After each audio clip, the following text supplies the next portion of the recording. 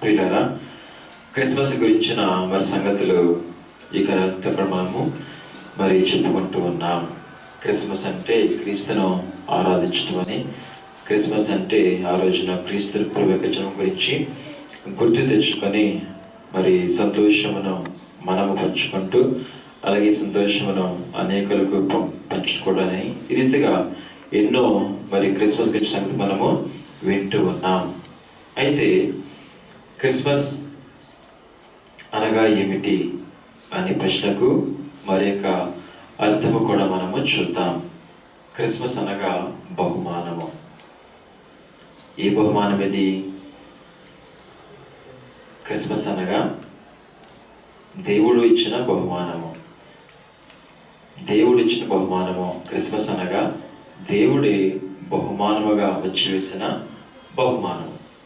దేవుడే నరునికి బహుమానము. ఇది హేబెలు గారు, ఆదాము కుమారుడైన చిన్న కుమారుడైన హేబెలు గారు మరి యొక్క సన్నిధి వర్తమానంలో అందించిన మరి క్రిస్మస్ వర్తమానంలో ఒక మాట. క్రిస్మస్ అనగా దేవుడే నరునికి బహుమానము. మరి మనకందరికీ కూడా శాంటా క్లాస్ తెలుసు, క్రిస్మస్ తాత. ఆయన వచ్చి ఏం చేస్తాడు? బహుమానములు ఇస్తూ ఉంటాడు. ఆ బహుమానములు అందుకుంటే దాన్ని బట్టి పిల్లలకు పెద్దలకు ఏం కలుగుతుంది? సంతోషం కలుగుతుంది కదా. మరి ఈ సంతోషం ఎంతసేపు ఉంటుంది? అది పొందుకున్నప్పుడు లేదా దాన్ని వాడుకున్నప్పుడు అంతే, కొంచెం సేపే. అయితే ఈ క్రిస్మస్ అసలైన బహుమానము, దేవుడిచ్చి వేసిన బహుమానము ఎంతవరకు ఉంటుంది అనగా నిత్యమును కూడా ఉండే బహుమానం. ఇంకా అంతేకాకుండా క్రిస్మస్ తాత వస్తే ఎంతసేపు ఇస్తాడు? ఎంతమందికి ఇస్తాడు? ఇంట్లో అందరికి ఇస్తాడా? కొన్ని చర్చలు అందరికి ఇస్తాడా? ఇవ్వడు. కానీ ఏం చేస్తాడు? కొంతమందికే సెలెక్ట్ చేసి ఇస్తూ ఉంటాడు, అందరితో మట్టుకు ఇస్తూ ఉంటాడు. అయితే దేవుడిచ్చిన ఈ బహుమానము ఎవరెవరికి అనగా లోకములో ఉన్న ప్రతి ఒక్కరికి. లోకములో ఉన్న ప్రతి ఒక్కరికి కూడా ఈ బహుమానము ఇచ్చి వేస్తున్నారు. మరి క్రిస్మస్ రోజున మనము ఇప్పుడు వాక్యం ధ్యానించుకున్నాం. గొర్రెల కాపరులు పొలములో ఉండి తమ మందను కాచుకొని ఉండగా దేవుడు పంపిన ఆ వర్తమానమును అందుకున్న దూతలు వచ్చి గొల్లలకు అందించారు. ఏమందించారు? ఇదిగో దేవుడు మీకు ఒక బహుమానము, ఒక గిఫ్ట్ ఇచ్చారు. ఆ గిఫ్ట్ ఎక్కడ ఉంది? బెత్లెహేములోని పశువుల పాకలో ఉంది, పొద్దుగుడ్డలలో చుట్టబడి ఉంది. కాబట్టి మీరు వెళ్ళి ఆ గిఫ్ట్ను అందుకోండి, ఆ గిఫ్ట్ని మీరు తీసుకోండి, ఆ గిఫ్ట్ని మీరు వెళ్ళి చూసి రండి అని గొల్లలైన వారికి దూతలు తెలియపరిచారు.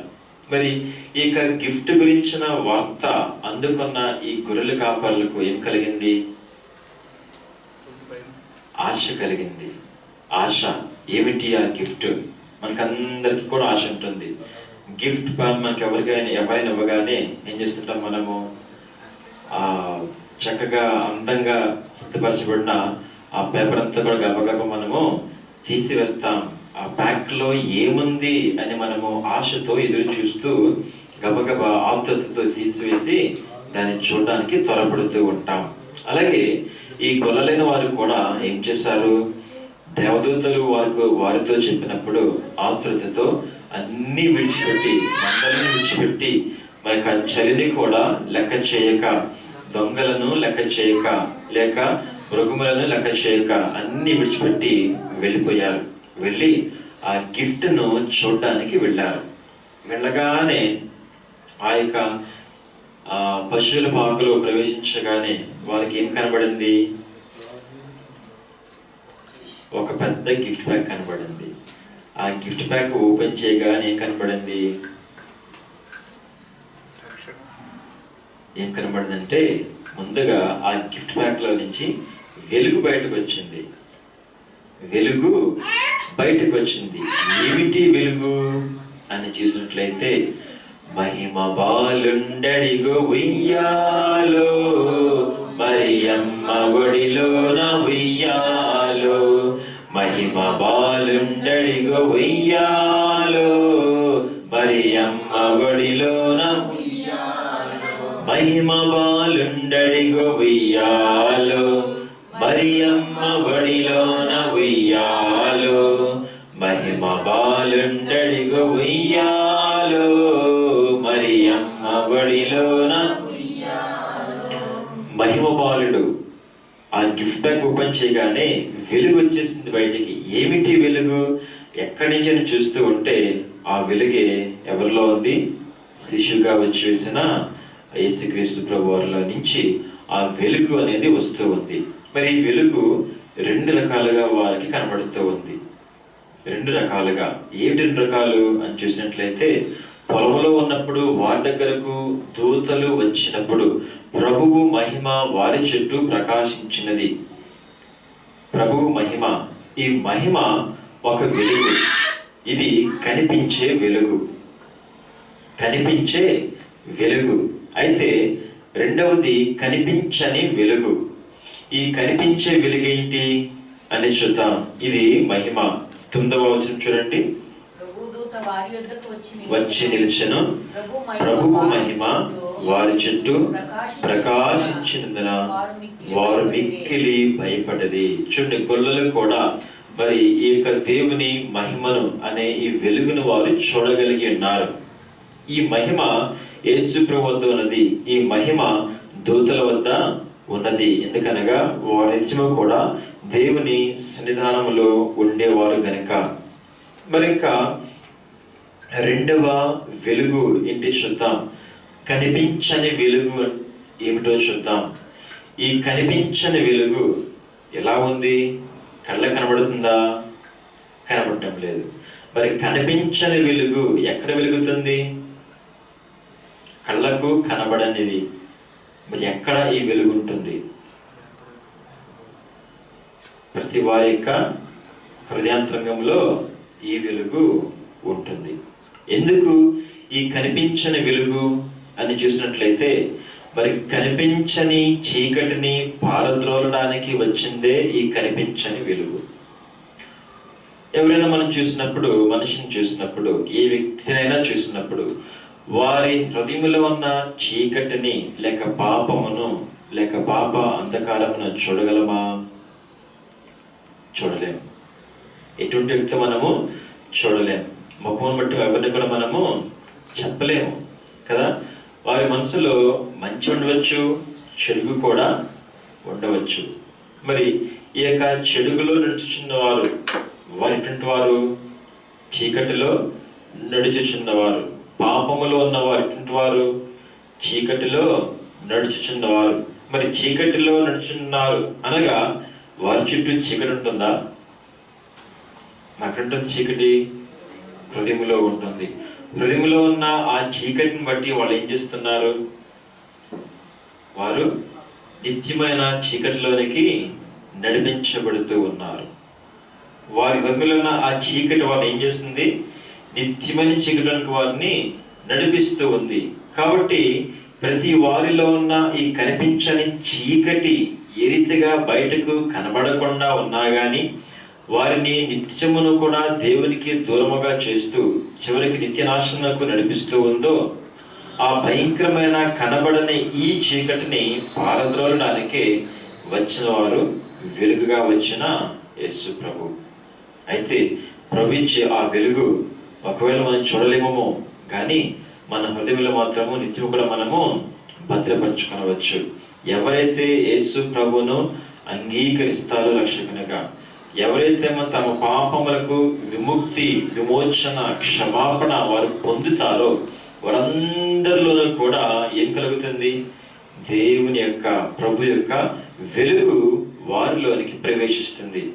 ఆనాటి నుంచి కూడా వారు వెలుగు కుమారులు, వెలుగు సంబంధులు, వెలుగు క్రియలు, వెలుగు పనులు, వెలుగు మాటలు, వారి నడవడిక వెలుగు, వారి ప్రవర్తన కూడా వెంట కూడా వెలుగుమయమై ఉంటుంది. ఈ రీతిగా ఈ హృదయంలో ప్రారంభమైన ఆ వెలుగు వారిని ఏం చేస్తుంది? పరలోకంలో ఉన్న నిత్యమైన మహిమలోనికి, నిత్యమైన వెలుగులోనికి వారిని నడిపిస్తూ ఉంటుంది. అందుకనే యెషయా గ్రంథములో 9వ అధ్యాయంలో 2వ వచనములో మరి ప్రభువు యెషయాకు బయలుపరిచిన మీ మాట, చీకటిలో నడుచు జనులు గొప్ప వెలుగును చూచుచున్నారు. చదండి. మరణ ఛాయ గల దేశ నివాసుల మీద వెలుగు ప్రకాశించును. కలులు చీకటి నడుచుచు వెలుగు చూచిరి, పలు విధంబులైన ఎట్టి పాప చీకటుల్ తొలగ చేసి శుద్ధ కాంతి కలుగ చేయును. వెలుగుగా దేవుడు వెలసె ధాత్రిలో, వెలుగుగా దేవుడు వెలసె ధాత్రిలో. ఈ పాపము అనే చీకటిని కలుగజేసి శుద్ధ కాంతిని వెలుగును కలుగ చేయడానికి వెలుగుగా వచ్చారు యేసుక్రీస్తు ప్రభువారు. అందుకే ప్రభు అన్నారు, నేను లోకమునకు వెలుగై ఉన్నాను. లోకమునకు వెలుగై ఉన్నాను. చూడండి, యోహాను సువార్త 1వ అధ్యాయము 9వ వచనము. నిజమైన వెలుగు ఉండెను, అది లోకమునకు వచ్చుచు ప్రతి మనుష్యుని వెలిగించుచున్నది. చూడండి, లోకంలోనికి వచ్చుచు ప్రతి మనిషిని కూడా వెలిగించుచున్నది. ఈ వెలుగే నిజమైన వెలుగు. లోకంలో మరి మనము చూసే వెలుగులు ఎన్నో ఉన్నాయి, అవేవి కూడా నిజమైన వెలుగులు కానే కావు. మరి మనము చూస్తున్న సూర్యుని వెలుగు కూడా నిజమైన వెలుగు కాదు. ఎవరి వెలుగది? దేవుడు తన కాంతిలో మరి కొంత కాంతిని సూర్యునిలో పెట్టగా ఆ సూర్యుడులాగా ప్రకాశిస్తున్నాడు. అంతేకాని నిజమైన వెలుగు దానిది కూడా కాదు. మరి పట్టణంలో మనం చూస్తాం, మరి సూర్యునిలో 3వ భాగము కొట్టివేయబడుతుంది. 3వ భాగము కొట్టివేయబడుతుంది. నిజమైన వెలుగు ఉంటే నిత్యమల వెలగాలి కానీ అలా కొట్టివేయబడుతుందా? అది నిజమైనది కాదు. దేవుడు కొంత పెట్టగా అలా ప్రకాశిస్తుందంతే. చంద్రుని కాంతి కూడా, సూర్యుని కాంతి చంద్రుని మీద పడి చంద్రుడిలాగా ప్రకాశిస్తాడు. అలాగే మనం చూసి ఏ వెలుగు కూడా నిజమైనది కాదు, కానీ వెలిగించేది నిజమైన వెలుగు యేసుక్రీస్తు ప్రభువే. ఆయన ఈ లోకమునకు శిశువుగా నరావతారిగా వచ్చినారు. తర్వాత ఆ గిఫ్ట్ ప్యాక్ ను వారు మరింతగా ఓపెన్ చేసి చూస్తూ ఉన్నారు. చూస్తూ ఉంటే వారికి ముందుగా ఈ వెలుగుతో నింపబడిన శిశువు కనబడ్డారు. ఇంకా జాగ్రత్తగా పరిశీలనగా చూస్తూ ఉంటే వారికి ఇంకా ఏం కనబడింది? బహుమానము, గిఫ్ట్ అని చూస్తే రెండోదిగా వాక్యము కనబడింది. యోహాను సువార్త 1వ అధ్యాయము 1వ వచనము. ఆదియందు వాక్యముండెను, వాక్యము దేవుని యొద్ద ఉండెను, వాక్యము దేవుడై ఉండెను. చాలండి. మరి ఈ యొక్క వాక్యము యేసుక్రీస్తు ప్రభువులో మనకు కనబడుతున్నది. మరి ప్రభువు పలికిన అనేకమైన మాటలు మన వాక్యములో మనం చూస్తూ ఉన్నాం. యేసుక్రీస్తు ప్రభు పలికిన మాటలన్నీ కూడా మనము ఇందులో చూస్తున్నాం. పాత మందులో దేవుడు పలికిన మాటలు, ప్రతి మందులో దేవుడు పలికిన మాటలు, సంఘ కాలంలో దేవుడు పలికిన మాటలు, ఇవన్నీ కూడా మనం ఇందులో చూస్తూ ఉన్నాం. ఈ వాక్యము ఏమైనది? వాక్యం మనకి ఏం చూపిస్తున్నది?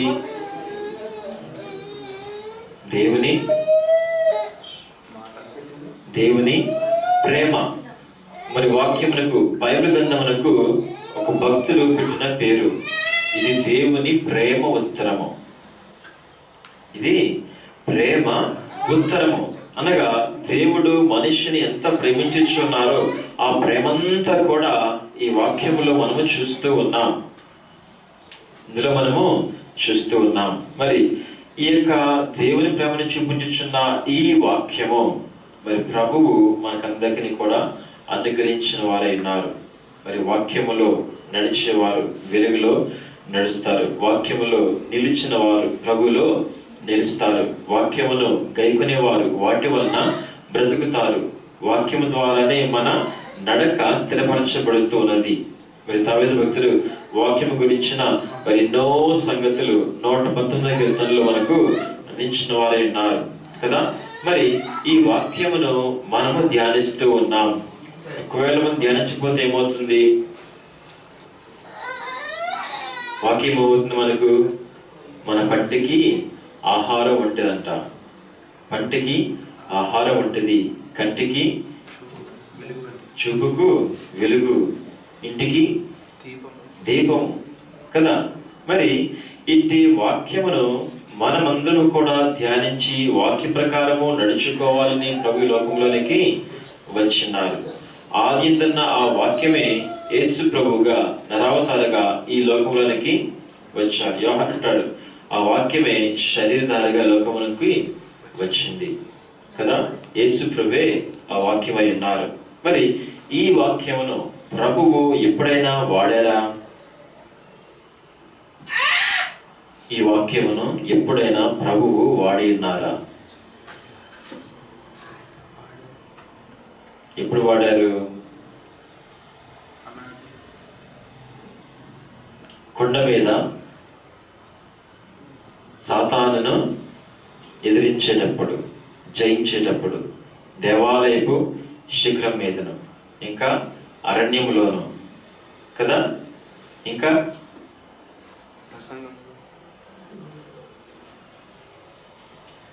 కొండ ప్రసంగాల్లో, ఇంకా ప్రభువు అప్పగించబడిన రాత్రి ఆయనను మరి కొట్టి ఒక గోతులోనికి పడవేస్తే అక్కడ ఉండి 22వ కీర్తన ఆయన మరి చదువుకున్నారు.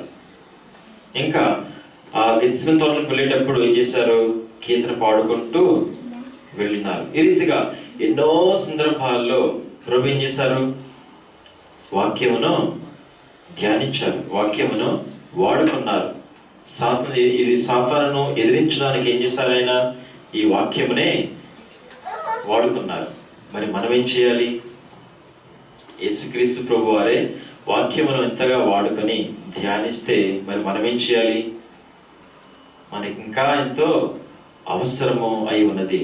యేసు ప్రభు ఆయన లోక జీవితం ఎందుకు ఆయన చూసినట్లయితే, దేవుడు మానవులను కలుగజేసింది ఈ రీతిగా జీవించడానికి అని లోకమునకు చూపించడానికి. ఆ ప్రభు యొక్క జీవితమును చూసి మన జీవితము కూడా అదే రీతిగా ఉంచడానికే ఈ రీతిగా లోకమునకైనా వచ్చినారు. మరి ప్రభువే ఎంత విరివిగా వాక్యమును వాడుకున్నప్పుడు, ధ్యానించినప్పుడు మనము మరింతగా వాక్యమును మన జీవితంలో మరి ధ్యానించి వాడుకొనవలసిన వారమై ఉన్నాం. మరి ప్రతి సందర్భంలో కూడా మనం ఏం చేయాలి? వాక్యమును మనం వాడాలి. సాతానును ఎదిరించడానికి వాక్యమును దేవుడు వాడి ఉన్నారు.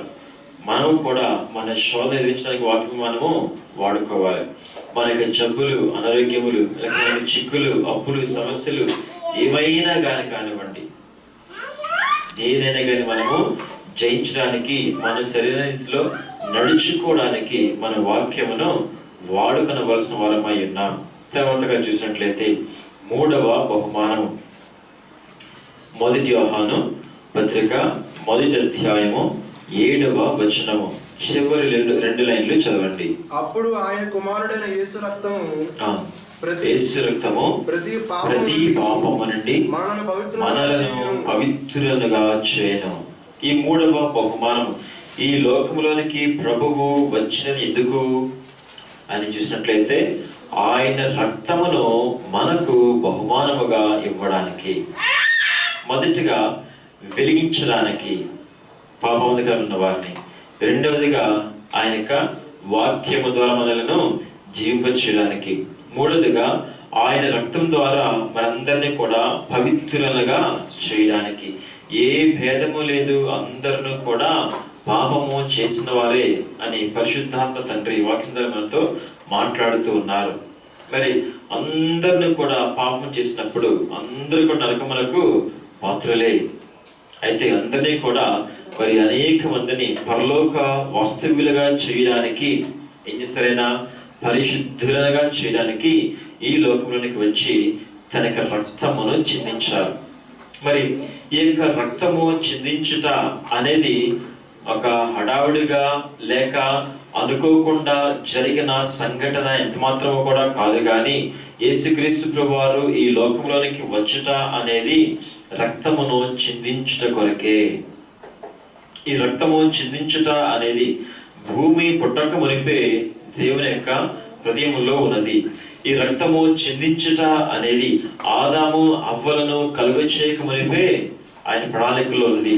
ఈ రక్తము చిందించడం అనేది దేవుని యొక్క ఆలోచన సభలో ఈ రక్తము చిందించడం అనేది ఈ ఆలోచన మొలిచింది కదండి. కాబట్టి ప్రభు యొక్క జన్మము మామూలు జన్మము కాదు, కానీ ఒక ప్రత్యేకమైన పని మీద ఏర్పరచబడిన జన్మము. ఆయన ఈ లోకంలోనికి వచ్చింది ఆయన రక్తమును మనకు ఇవ్వడానికి. ఆయన రక్తం ఏంటి, మనమేంటి తీసుకోవాలనుకుంటున్నారేమో. ఆయన రక్తం ద్వారానే మనకి ఏమవుతుంది, మన పాపములకు క్షమాపణ. ఆయన రక్తం ద్వారానే మనకు స్వస్థత. ఆయన రక్తం ద్వారానే మనకు జయము. మనందరికీ కూడా అయ్యగారు ఒక చక్కని మాట నేర్పించాలి. ఏంటది? మీకేమన్నా భయం వచ్చినప్పుడు ఏం చెప్పంటారు? యేసు రక్తమే జయము. ఆయన రక్తములోనే ఏముంది? జయము అనేది ఉన్నది. ఆయన రక్తం చిందించకపోతే మనకు జయం ఉండేది కానే కాదు కదా. కాబట్టి ఆ రక్తము, ఇంకా ప్రభు అంటారు, అయ్యగారితో ప్రభు పలికిన మాట, నా రక్తము ప్రతి నిమిషము నీలో ధారగా ప్రవహించును, అది జీవము. నా రక్తము ప్రతి నిమిషము కూడా నీలో ధారగా ప్రవహిస్తున్నది, కాబట్టి నీవు జీవమును కలిగినావు. నా రక్తము నిన్ను జీవింపచేస్తున్నది. పాప క్షమాపణ అందించడం మాత్రమే కాదు, జయించడం మాత్రమే కాదు, స్వస్థత మాత్రమే కాదు, విమోచన మాత్రమే కాదు, కానీ ఇంకేం చేస్తుంది? మనకు జీవమునిస్తున్నది. ఇంకా ఆ రక్తము ద్వారానే మనకు దేవునికి సమాధానము కలిగినది. పాత కాలంలో బలులు అర్పించి రక్తము చిందిస్తేనే వారి పాపములకు క్షమాపణ. ఈ రీతిగా యేసుక్రీస్తు ఏం చేశారు? తన రక్తమును చిందించి తన రక్తమునే పరలోకం తీసుకుని వెళ్ళి తండ్రికి మనకును కూడా సమాధానమును దయచేసిన వారైనారు. కాబట్టి ప్రభు యొక్క రక్తం ద్వారానే మనకు క్షమాపణ. మరి ఆయన రక్తము మనకు బహుమానము ఎలాగవుతుంది? ఇందాక చెప్తున్నాం, ప్రభు రక్తము నిత్యమును కూడా మనలో ప్రవహించకపోతే మనకు జీవం లేదు. ప్రభు రక్తమును మనము అందుకనకపోతే సంస్కార బిందులో మనకు జయము లేదు. మనము ప్రభుతో ఈ యొక్క సహవాసమును మనము పొందుకొనలేము. ఆ యొక్క రక్తమును శరీరమును అందుకున్నట ద్వారానే మనం ప్రభుతో చనువు కలిగి ఉండగలుగుతున్నాం. ప్రభు యొక్క రూపమునకు మార్చబడుతూ ఉన్నాం. ప్రభు యొక్క శక్తిని మనము పొందుకుంటూ ఉన్నాం. ఆ యొక్క రక్తము అందుకున్న ద్వారానే మనము రాకడ కొరకు కూడా సిద్ధపడగలుగుతూ ఉన్నాం. ఆ రక్తం ద్వారా మనకు స్వస్థత కూడా కలుగుతూ ఉన్నది కదా. ఎప్పుడైనా పాప క్షమాపణ అడిగినప్పుడు ఏం చేస్తాము? ప్రభు రక్తంలో నన్ను కడిగివేయి అంటాం. ఎప్పుడైతే ఈ రీతిగా పలికామో వెంటనే ప్రభు తన రక్తంలో మనలను కడుగుతారు. మన కంటికి కనబడకపోవచ్చు, కానీ అది సత్యం. ఇంకా ఆ రక్తంలోనే మనకు శక్తి ఉన్నది. ఎంత శక్తి అనగా దేనినైనా కానీ జయించగలిగిన శక్తి. అందుకే అయ్యగారు అన్నారు, అయ్యగారు చేసిన ప్రార్థనలో ఒక ప్రార్థన, యేసు ప్రభువా నీ రక్తమే సంఘమునకు ఇంజెక్షన్ చేయము. మనము బలహీనులుగా ఉన్నప్పుడు ఇంజెక్షన్ చేయించుకుంటాం, దానిలో ఏమవుతుంది? వెంటనే బలం వస్తుంది. అలాగే మనము బలహీనంగా ఉన్నప్పుడు, మన బలము చాలనప్పుడు, మన ఆత్మకు శక్తి తగ్గినప్పుడు, లేక మన శరీరానికైనా శక్తి తగ్గినప్పుడు ఏం చేయాలి మనం? ప్రార్థన, ప్రభువా నీ రక్తమే నాకు ఇంజెక్షన్ చేయి. అయ్యగారు అన్నారు, యేసు ప్రభువా నీ రక్తమే సంఘమునకు ఇంజెక్షన్ చేయము. మరి ఈ రక్తము మనకు ఒక గొప్ప బహుమానము. తర్వాతగా 4వదిగా చూసినప్పుడు ఆయన యొక్క నామము. లూకా సువార్త 1వ అధ్యాయము 31వ వచనము. ఇదిగో ఇదిగో నీవు గర్భము ధరించి కుమారుని కని ఆయనకు యేసు అని పేరు పెట్టుదు. యేసు అను పేరు పెట్టుదువు. ఈ యేసు అనే నామము అన్ని నామముల కన్నా పై నామము, గొప్ప నామము, ఉన్నత నామము కదా. మరి వారు ఇంకా ఆ గిఫ్ట్ బ్యాగ్ లో ఇంకా ఏముంది అని చూస్తున్నారు. చూస్తుంటే వారికి దొరికిన నాలుగోది ఏంటి? ప్రభు యొక్క నామము వారికి దొరికింది. ఈ నామం ఎక్కడి నుంచి వచ్చింది? ఎవరైనా మనుషులు పెట్టిందా? పరలోకంలో నుంచి వచ్చింది. దేవుడు పెట్టిన నామము, దేవుడు బయలుపరిచిన నామము ఇది. మరి ఈ నామము ద్వారానే తప్ప మరి భూమి కింద ఉన్న, ఆకాశం కింద ఉన్న మరి ఏ నామము వలనను కూడా మీరు రక్షణ పొందలేరు అని పేతురు అందరితో చెబుతూ ఉంటాడు. ఈ నామం వలననే తప్ప ఆకాశం కింద ఉన్న మరి ఏ నామం వలన కూడా మనం రక్షణ పొందలేము.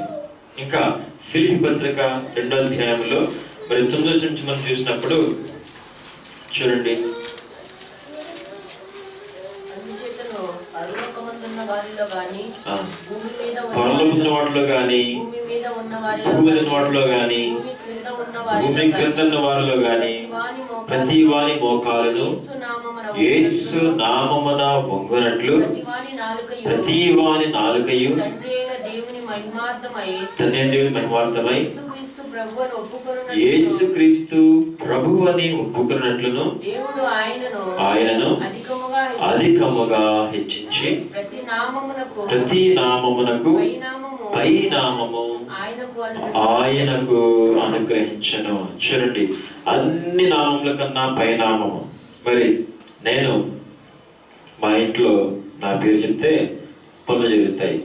పోనీ మా ఊర్లో కొంతమంది బంధువుల్లోనో మా సొంత ఇంట్లోనో మరి నా పేరు చెప్తే పనులు జరుగుతాయి. అవునా కదా?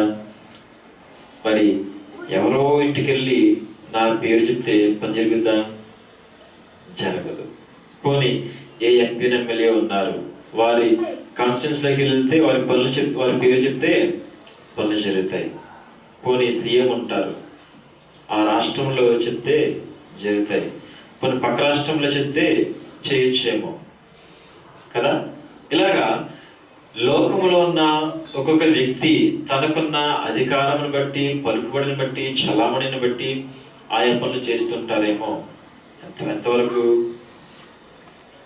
ఎంతవరకు వారి యొక్క పదవీ కాలం వరకు, లేకపోతే వారి యొక్క జీవితకాలం వరకు. తర్వాత పుట్టముందు వారి పేరు ఉంటుందా? పుట్టిన తర్వాత ఏమవుతుంది? మర్చిపోతారు కదా. మరి ఎంత అమెరికా ప్రెసిడెంట్ అయినా కానీ ఎంతసేపు? 4 ఏళ్ళే. 4 ఏళ్ళ తర్వాత అతని పేరు చెప్తే ఏది కూడా జరగదు కదా. అటువంటిది యేసుక్రీస్తు ప్రభువారి పేరు చెప్తే ఎక్కడ చెప్పచ్చు? మనము పరలోకంలో చెప్పచ్చు, భూమి మీద చెప్పచ్చు, భూమి క్రింద కూడా మనము చెప్పవచ్చు. ఎక్కడైనా కానీ చెప్పవచ్చు, ఏ ఇంట్లో అయినా కానీ చెప్పవచ్చు, ఏ వ్యక్తితో అయినా కానీ మనము చెప్పవచ్చు, ఏ దేశంలో ఏ మూలకిలైనా కానీ మనము చెప్పగలిగిన నామము, ప్రకటించగలిగిన నామము. ఏ నామం ఇది? యేసు నామము. యేసు నామం. మనము మన సొంత కార్యములు లేకపోతే మన ఏ పనైనా కానీ నా పేరు కొరకు చేస్తే అది నెరవేరదు, ఎంత మాత్రం కూడా నెరవేరదు. కానీ యేసు నామమున అని మనం చేస్తే తప్పక నెరవేరుతుంది, తప్పకుండా నెరవేరుతుంది కదండి. యేసు నామము కంటే ఏది గొప్ప? యేసు నామము కంటే ఏది? యేసు నామము కంటే ఏది గొప్ప? యేసు నామము కంటే ఏది? యేసు నామం కంటే ఏది గొప్ప? ఏది కూడా గొప్ప కానే కాదు. ఎవ్వరు కూడా గొప్ప కానే కాదు. దూతలైనా గొప్ప కాదు, ఎవ్వరు కూడా గొప్ప కానే కాదు. అందరికన్నా పై నామము, ఉన్నత నామము యేసు నామము. అయ్యగారు అన్నారు, యేసు నామమందు ఏది చేసినా సఫలమగును. యేసు నామమందు ఏది చేసినా సఫలమగును. మరి అట్టి ధన్యకరమైన నామము మనకిస్తే అప్పుడేమవుతాము? యేసు నామ ధారులందరూ ఎంతో ధన్యులు, వారు భాసురామైనటి స్థితిలో బ్రతుకాచుదురు, వారు భాసురామైనటి స్థితిలో బ్రతుకాచుదురు.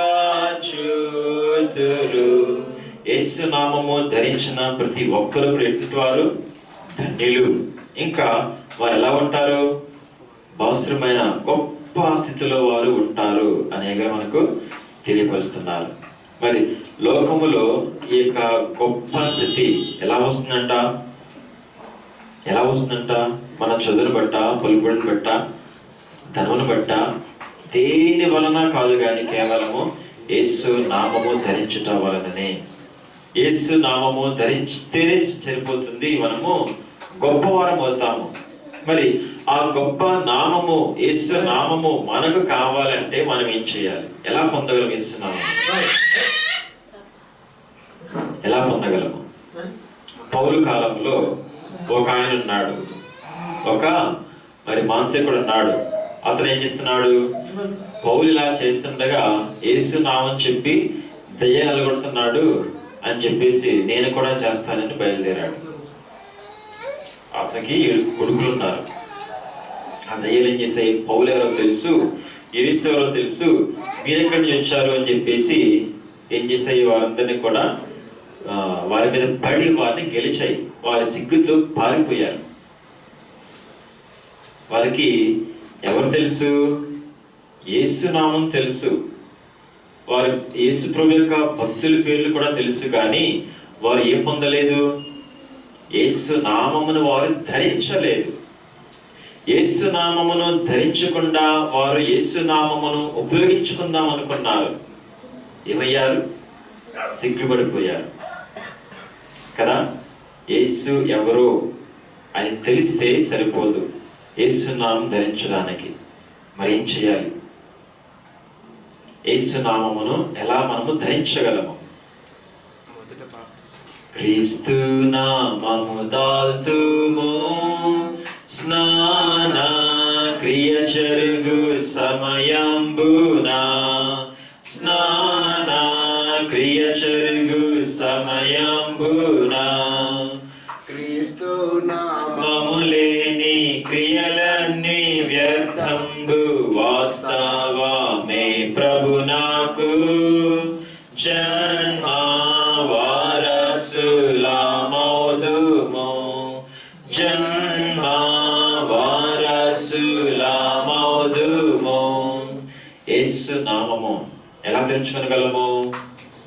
కేవలము బాప్తిస్మము ద్వారా యేసుక్రీస్తు ప్రభును మన రక్షకునిగా అంగీకరించి మన పాపముల నిమిత్తము క్షమాపణ కొరకు, మారు మనసు కొరకు ప్రభు నామమున బాప్తిస్మమును పొందినప్పుడు అప్పుడు మనము యేసు నామమును ధరించిన వారం అవుతాం. ఇంకా అయ్యగారు చెప్తున్నారు, క్రీస్తు నామము లేని క్రియలన్నీ కూడా వ్యర్థమే. మనం ఏమి చేసినా దేని కొరకు చేయాలి? యేసు నామము కొరకు మనం చేయాలి. ఇంట్లో ఫంక్షన్ పెట్టుకున్నారు, దేని కొరకు చేయాలి? దేని కొరకు చేయాలి? యేసు నామం కొరకు చేయాలి. అది మీ ఫంక్షనే, మీ ఇల్లు ఓపెనింగే, పోనీ పిల్లల పెళ్ళే, కానీ ఎవరి కొరకు చేయాలి? యేసు నామం కొరకు చేయాలి. ఎప్పుడైతే యేసు నామం కొరకు మనం చేస్తామో అప్పుడు ఏమవుతుంది? అది మరి ఫలిస్తుంది. కాకుండా మన స్వంతం కొరకు మనం చేస్తే పోతుంది. అయ్యగా చెప్తున్నారు, క్రీస్తు నామం లేని క్రియలన్నీ కూడా వ్యర్థమే. ఒకవేళ బాగా జరగచ్చేమో కానీ ఫలం ఉంటుందా? ఫలితం ఉంటుందా? ఎంత మాత్రమో కూడా ఉండదు కదా. ఇంకా వాస్తవం మనకు ఏమవుతుందంట? క్రీస్తు నామము ధరించినప్పుడు వాస్తవంగా ఏం జరిగిందంటే మనం ఆయనకు వారసులమవుతాము, పరలోకమునకు వారసులమవుతాము అనే సంగతి మనం ఇక్కడ చూస్తూ ఉన్నాం. ఇది 4వ బహుమానము. ఆ గిఫ్ట్ ప్యాక్ లో ఒక్కొక్కటి ఇక్కడ మనం చూస్తూ ఉన్నాం. ఎన్నో ఉన్నాయి కానీ కొన్ని మాత్రం మనం తీసుకుందాం. 5వదిగా చూసినట్లయితే మేలులు. ఏంటి మేళ్ళు? లోకమేళ్ళు, పరలోకమేళ్ళు. లోకమేళ్ళు, పరలోకమేళ్ళు. అడుగుడి ఇవ్వబడు, నా నామములో ఏమి అడిగినా కానీ నేను మీకు ఇస్తాను కదా. ఎంత గొప్ప వాగ్దానం చూడండి. లోకములో దేవుళ్ళు, దేవతలు అనిపించుకున్న వారు ఎవరైనా, కొన్ని రాజులు అనిపించుకున్న వారు ఎవరైనా, అధికారులు అనిపించుకున్నారు ఎవరైనా కానీ ఈ మాట చెప్పగలరా? ఒకవేళ చెప్పినా నెరవేర్చగలరా? తీర్చగలరా? ఎవరు కూడా చేయలేరు. కేవలము యేసుక్రీస్తు ప్రభువారు. ఆయన ఈ లోకమునకు వచ్చుట ద్వారా మనకి ఇవన్నీ కూడా దొరుకుతూ ఉన్నాయి. ఎవరు కావాలి నాకు, ఎవరు కావాలి? యేసు తప్ప బ్రతుకునందు ఎవరు కావాలి? యేసు తప్ప బ్రతుకునందు ఎవరు కావాలి? ఎవరు కావాలి నాకు, ఎవరు కావాలి? యేసులోనే అందరును ఇమిడి ఉండగా, యేసులోనే ఏమి కావాలి నాకు, ఏమి కావాలి?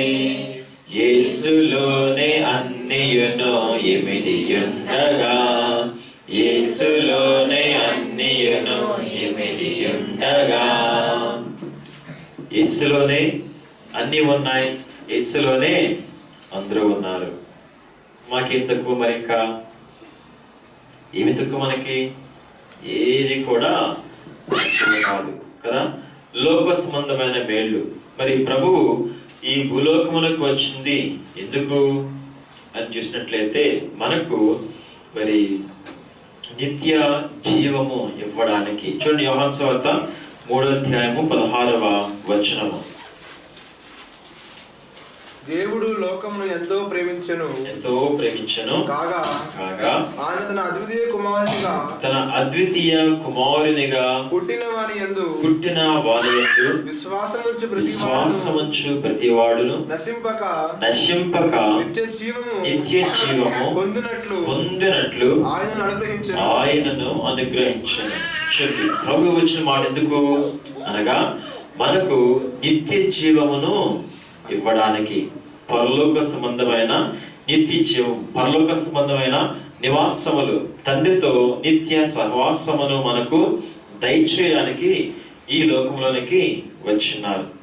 అయితే పరలోకమునకు చేరే వరకు కూడా నేను ఊపిరి పట్టలేను, ఈ లోకంలో నాకు కావాల్సినవన్నీ కూడా కావాలి కదా, నాకు ఇవ్వు ప్రభువా అంటే ఏం చేస్తారు? ఆయన లోకంలో కావాల్సినవి కూడా మనకు దయచేయవారై ఉన్నారు. పరలోక సంబంధమైన మేళ్ళు, భూలోక సంబంధమైన మేళ్ళు, ఇవన్నీ కూడా ఎవరిలో ఉన్నాయి? ప్రభులోనే. ఇంకా చెప్పాలంటే మనందరము కూడా ఎక్కడి నుంచి వచ్చాము? దేవుని యొక్క రొమ్ము నుంచి వచ్చాము. ప్రభులో నుంచి వచ్చింది సమస్తమైన సృష్టి. ప్రభులో నుంచి వచ్చింది, ఆయన రూపంలో నుంచి వచ్చింది మానవుడు, నరుడు కదా. మరి తిరిగి ఇవన్నీ కూడా ఎక్కడికి వెళ్ళాలి? ఆత్మ దాన్ని దయచేసిన దేవుని దగ్గరికి తిరిగి వెళ్ళాలనే వాక్యంలో చెప్పినట్లుగా సమస్తమును కూడా తిరిగి తండ్రిలో ఏకమై పోవాలి. అయితే ఈలోపు మనకు ఏమైతే కావాలనుకున్నామో అవన్నీ కూడా దేవుడు మనకు ఇచ్చేవారైనారు కదా. ఎంత గొప్ప దేవుడు చూడండి. ఇవన్నీ ఇందువల్ల ఆయన యొక్క జన్మము ద్వారానే. లోక సంబంధమైన మేళ్ళు, పరలోక సంబంధమైన మేళ్ళు. ఆహారం కావాలన్నప్పుడు వారికి ఆహారం ఇచ్చారు, అనారోగ్యతున్న వారికి స్వస్థత దయచేశారు, మరణం పొందిన వారిని ఆయన తిరిగి లేపి ఉన్నారు. ఈ రీతిగా ఆయన చెయ్యలేని మేళ్ళు ఏది కూడా లేదు. ఇంకేం చేశారు? పరలోకంలో నీకు నివాసములు సిద్ధపరచడానికి నేను వెళుతూ ఉన్నాను. పరలోక సంబంధమైన మరి నివాసములు, లోక సంబంధమైన నివాసములు, నిత్యము మనకు కావాల్సినవన్నీ కూడా ప్రభువు దయచేసిన వారై ఉన్నారు కదా. అందుకే అయ్యగారు మనకు ఒక చక్కని కీర్తనలో తెలియపరిచిన వారు ఉన్నారు. యేసునామా స్మరణ చేయండి ప్రియులార క్రీస్తు యేసునామా స్మరణ చేయండి. యేసునామా స్మరణ వలన ఎట్టి కష్టమైన తొలగును. యేసునామా స్మరణ వలన ఎట్టి సౌఖ్యమైన కలుగును. యేసునామా స్మరణ వలన ఏది పోదు ఏది రాదు.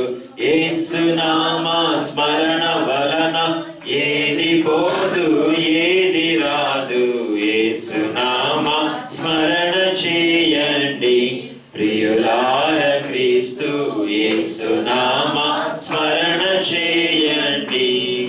ఈ రీతిగా ప్రభు యొక్క జన్మము ద్వారా మనకి ఇవన్నీ కూడా ప్రభు మనకు దయచేసిన వారు ఉన్నారు. ఏ కష్టమైనా తొలగుతుంది, ఏ మేలైనా కానీ మనకు కలుగుతుంది. ఇంకా యేసు నామం ద్వారా మనకు ఏమి పోదు ఏమి రాదు అని మనము వాక్యంలో చూస్తూ ఉన్నాం. తర్వాతగా మొదటి బహుమానం ఏంటి? మొదటి గిఫ్ట్ ఏంటి? వెలుగు. రెండవది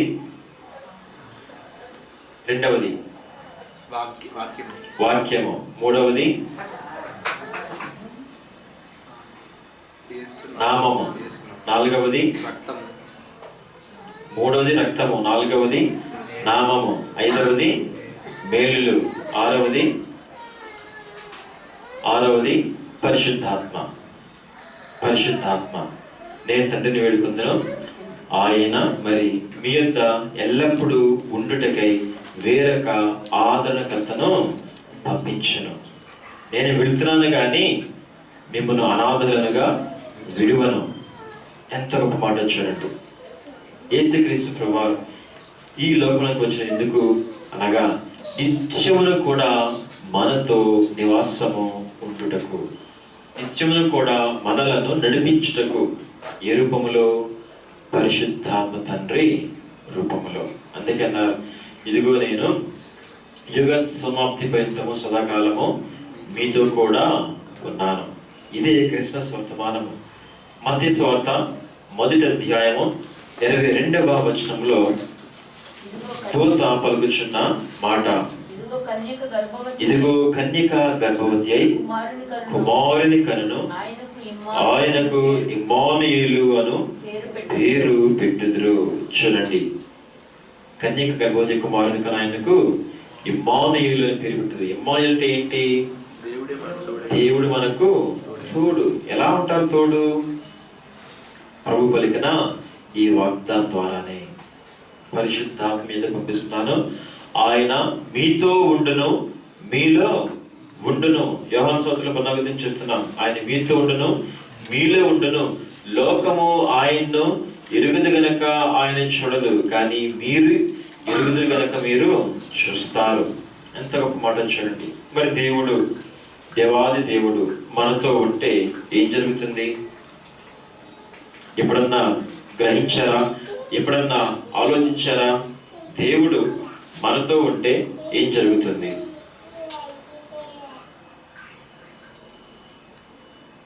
ఎప్పుడు చూడలేదా? ఎప్పుడు అనుభవించలేదా?